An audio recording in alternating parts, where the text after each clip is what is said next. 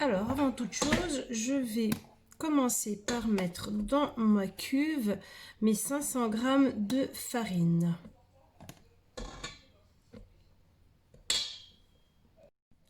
Ensuite, je vais prélever 3 cuillères à soupe de mon lait qui est déjà bien tiède.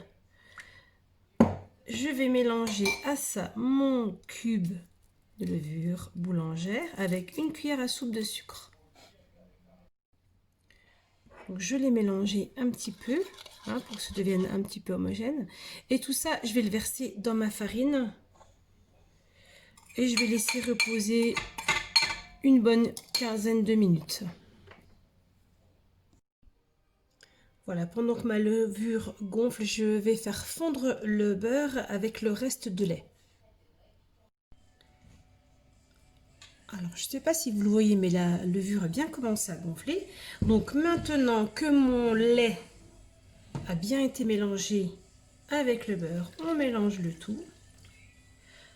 On va passer un petit coup au robot.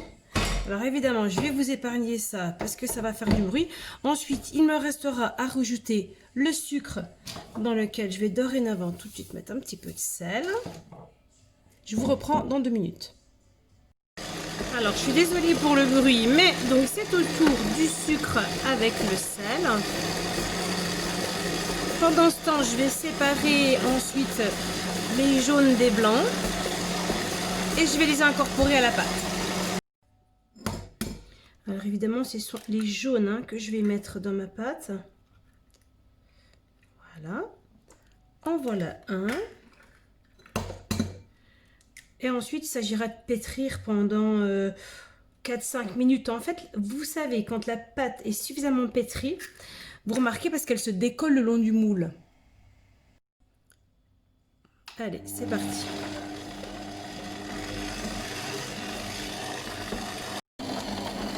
Alors, vous voyez, ça se décolle bien. C'est que la pâte, elle est suffisamment pétrie. Donc, maintenant, je vais la laisser reposer. Je vous dirais 1 heure, mais ça dépend honnêtement de la température de votre pièce. Ça peut être d'1 heure à 1 heure et demie en fait. Vous voyez, elle forme une belle boule. D'ici 1 heure et demie, elle aura au moins doublé, voire triplé de volume. Bon, à tout à l'heure. Pendant ce temps, on va couper les poireaux séchés, les cranberries, les pruneaux et les amandes en morceaux parce que tout ça, on va devoir l'incorporer ensuite. Vous voyez, il faut les couper en morceaux pas trop petits non plus, qu'on sente quand même dans la brioche qu'il y a des fruits secs. Voilà. Les cranberries, elles sont déjà pas mal petites, donc il y en a qui sont un peu agglomérées, donc celles-là, je les recoupe. Sinon, je les laisse en gros morceaux. Pour les pruneaux, j'en fais des lamelles comme ça. Et les amandes, je les coupe tout simplement en 2. C'est pareil, il faut quand même qu'il reste un petit peu de croquant dans la recette. J'ai fini de couper. Maintenant, je rajoute mes fruits confits. Voilà. Là, c'est généreux, les Stollen. Ensuite, vous voyez, derrière moi, j'ai préparé un citron bio et une orange bio. Je vais prélever les zestes des deux. Alors, je râpe carrément dedans. Enfin, là, moi, j'ai un petit ustensile pour tout retenir à l'intérieur. Mais ensuite, je remets tout ensemble parce que tout ça, ça va garnir ma brioche. Voilà. Donc pareil, la même chose pour l'orange. Ensuite, on va tout bien mélanger.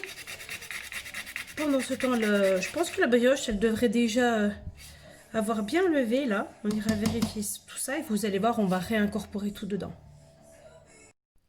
J'allais oublier une dernière petite gourmandise, c'est de la pâte d'amande. Alors elle est colorée, mais vous n'êtes pas obligé de l'avoir colorée.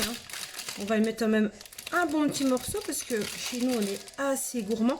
Vous avez soit la possibilité de les mettre en petits morceaux comme moi je vais le faire, soit vous mettez carrément une barre dans le centre de la brioche. Moi je vais la mettre en petits carrés parce que mes filles préfèrent comme ça. Donc voilà, je m'exécute. La pâte Regardez comme elle a bien gonflé. Donc du coup maintenant, on va la dégazer. Ensuite, je vais la façonner sur mon plan de travail que je vais fariner. Et je vais y incorporer tout ce qu'on a coupé avant. Allez, c'est parti. Donc on va essayer de faire un espèce de boudin. Il va falloir incorporer tout ça dedans. C'est pas la partie la plus facile parce que vous avez vu, il y a quand même pas mal de choses à mettre dedans, hein. Allez, c'est parti.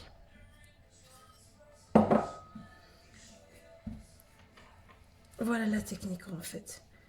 Hop. Il faut que tout bien se mélange. Bon. Eh ben, je vous reprends quand j'aurai fini tout ça. Voilà, tout est incrusté à l'intérieur. Voilà ce que ça donne. Maintenant, comme toute bonne brioche qui se respecte, il va falloir la laisser encore relever un petit peu. Et ensuite, eh ben, il ne restera plus qu'à l'enfourner à 160 degrés pendant une petite heure. Alors, il a bien encore gonflé, hein, mon gâteau, hein. Je ne sais pas si vous visionnez bien. Bon, voilà, je suis en train de faire préchauffer mon four. Ça va être le temps de la cuisson. Allez, c'est parti. Voilà, c'est cuit. Maintenant, je vais rajouter le beurre fondu par-dessus et le sucre glace. Alors, le beurre, il sert en fait à ce que le gâteau ne dessèche pas trop. Voilà. Une fois qu'on a mis tout le beurre, on mettra le sucre glace. Et le beurre permettra aussi, finalement, au sucre glace de tenir un peu, en fait. Concernant la quantité de beurre, vous avez vu, c'est en fonction de la taille. J'ai mis à peu près 10-15 grammes de beurre que j'ai fait fondre au micro-ondes. Voilà. Pareil, hein, on se saupoudre généreusement de sucre glace.